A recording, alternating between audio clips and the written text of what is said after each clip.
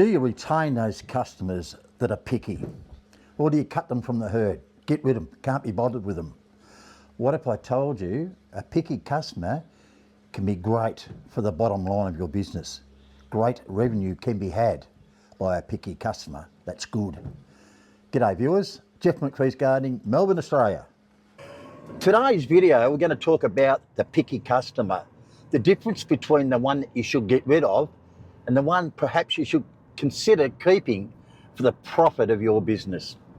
What is a picky customer? We've all had them, haven't we? I've had a lot over my years and I've still got them, by the way. The picky customer can range from the one that follows you around the backyard. You may have done a lawn mow for them in the backyard and they're following you and they're pointing out things to be done as you're going along. Very, very picky. Gone. I don't like that. And that's a fault of myself because I never explained what I was going to do at the start, and we'll move on to that shortly. The other picky customers are the ones, especially in the older generation, and I love them, and I still stay the best customers. But unfortunately, they work on time. In other words, be 9 o'clock that I'm supposed to be due. It might be 9:20 or something because the traffic's been bad. Well, I've been held up another job. And of course, 5 or 10 minutes after the time that you're going to be there, you'll get the phone call. Are you coming to mow my lawn today? Yeah, of course, Mrs. B, I will be there. Oh, I just didn't think you were going to come. I hadn't seen you on. You're normally here by 9 o'clock. And you have that little bit of pressure and that pick. It's the pickiness of time. Or they might ring up and say, oh, look, you're due today. I've got an appointment at 2:30, mind you. You're not mowing the lawn, you're mowing the lawn at 9 o'clock in the morning, but no, you've got to defer it till the next day because, they couldn't possibly, they've got to organise themselves. You do have those type of picky customers. And I think you can deal with that. That's quite easy. But the other picky customers are ones that get to a stage where expectations are very high. They know exactly what they want, and they'll tell you too. They'll tell you exactly what they want. And of course, if you don't meet their expectations, they become very picky. For instance, I had a customer, and I still got her, great customer, beautiful mansion grounds, and I'm maintaining grounds and looking really sharp. But the blind spot of house, that spot that no one really uses. Well, I just used a quick blow and not really do too much to it. Anyway, she was a stickler on the blind side, had to be quite, clean. And was really, and that was all she focused on. She didn't worry about the rest of the garden. It's just this blind spot had to be done.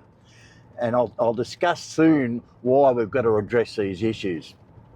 And of course, there's many other types of picky customers. And tell me in the comments below some of the great stories that you've come across. But at the end of the day, picky customers, in a lot of cases, we just get rid of them because a picky customer can be a detriment to our business. It can slow our business up because we're spending so much time on this customer trying to satisfy their needs and we're neglecting our bread and butter customers. So in some particular cases, we've got to get rid of them, and wouldn't matter what you did, you'll never satisfy them. Now, the picky customer that you should keep is the one that's going to produce great revenue. Now, these type of customers have great expectations. They know exactly what they want, and they want it badly. And what happens at the end of the day, they don't care what it costs as long as they get what they want. Now, in many cases, we misread this. Now, it's important that we understand the difference between a good picky customer and a pain in the backside picky customer. Because the good one, you've got to identify straight away. Now, they're the ones that are going to be clear on what they want. And if you don't fill in those little step-by-step procedures and meet their expectations, you're going to find that they're going to be picky and they're going to say, oh, next time can you do this or can you do that or whatever.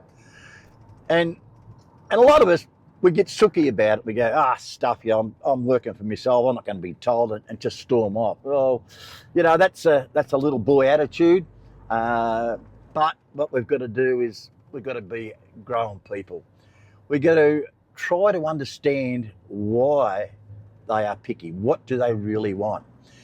And at this stage, it's very important at quotation stage that when you're going over the quote with this customer, And I've said this time and time before, step by step, you've got to work through with them and ensure they understand every aspect of the business. A couple of scenarios over the past, this lady I was talking about, this blind spot. I didn't realise, I didn't think it was important. And I asked her, why is it so important? I asked her, instead of just storming off, I asked her. And she said, well, actually, my office faces that blind spot of the house. And I work in that office many hours of the day. And when I'm looking out, I want to look at something nice. And I'm thinking, gotcha. So from then on, I ensured that that blind spot was lovely. In fact, I even recommended some vertical gardens, and we actually made some extra money out of it because we created an extra space and she really loved it. Now, from there, I do some of, she's got office complexes as well, and she's got another large property that I look after. Had I just walked off in a huff and said, nah, I'm not going to put up with this, I would have lost tens of thousands of dollars in potential earnings. And this is why sometimes you've got to identify that picky customer by asking them what they want. Another one I did was a mulching job. In my early days, they wanted this mulched. I cleaned all the garden beds up and I mulched. Well, 2 weeks later, I come back to do the regular maintenance, and they said, well, look, thank you for doing the job, but we're not really happy. I said, why? Well, the mulch keeps spilling over the sides. Well, instead of going off in a huff, and I've gone, oh, so I had to think of an answer. I had to think of a solution. Sorry, I should have put in a border. I should have thought of this when I did the quote for it. Listen, we're going to do the mulching. Now, it's going to spill over the sides. Are you happy with that, just to brush that aside each day? Or do you want to consider paying extra for a border? And that's what I should have done. And that's what I did, and that's what she paid for. Also, the plants, the bushes, I should have trimmed underneath and lift the canopy up so that you could see more of the garden beds. And that was another thing that I didn't explain when I did the quote. And obviously from there, with years of experience, when I do a quote for mulching, I ask several questions. Do you want the canopy raised so that you can see the garden beds? Do you want some garden edge boarding in? Do you want some netting down on the edges so that the birds don't flick the mulch out? Do you want a smaller type mulch which will pack down better than the larger bark chip type, etc., etc.? You know, you get the drift. And another one, lawn mowing, the edges. I did this guy's ear, very particular, very picky too, but very well paying. And I was doing the edges with the Adam edger, the blade cut edging, and I did that for a while. And one day I couldn't be bothered pulling out. I thought, I'll just run around with a whippersnapper, it'll be fine. Well, anyway, I get a call. He said, oh, Jeff, thanks for coming to do the lawns. And I'm thinking, when they say that, you're thinking, there's going to be a complaint here. Why didn't you use the blade edger? And I said, oh, look, I'm sorry. I just overlooked it. He said, oh, we really like the blade edger. So from there on, I always use the blade edger.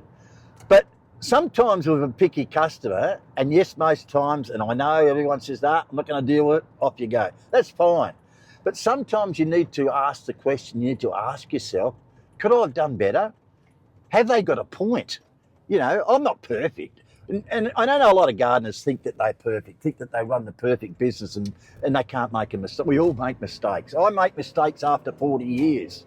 So there's no reason to question myself and think, Jeff, you could have done that better. Jeff, you actually could have done that. And of course, there's going to be a lot of times when they're unreasonable, you know. So there, viewers, picky customers, don't wipe them off unless you're sure that they're absolutely a pain in the butt. But a lot of picky customers, and I reckon I've still got them, they're worth tens and tens of thousands of dollars a year to me. And through analysing myself and talking with the customer, asking what their expectations are, what they exactly want. Now, sometimes I might not be up to it. I might not be able to provide that. And that's at that point you say, listen, sorry, I'm not the one for you. I can't provide that. You know, I can't climb 20-foot hedges or whatever. You know, there are certain limitations. Or you mightn't have enough knowledge in the lawn care. You mightn't have enough knowledge in doing lawn renovations, for example. You've got to tell the customer up front. And this is why you must ask exactly what they want. And then you know whether you can or you can't do the job. Viewers, thanks for watching. Tell me about your picky customers. Do you just flick them all and don't be concerned with it? Or do you consider some? I'd love to hear your stories. We'll see you in the next video. See you guys. Bye.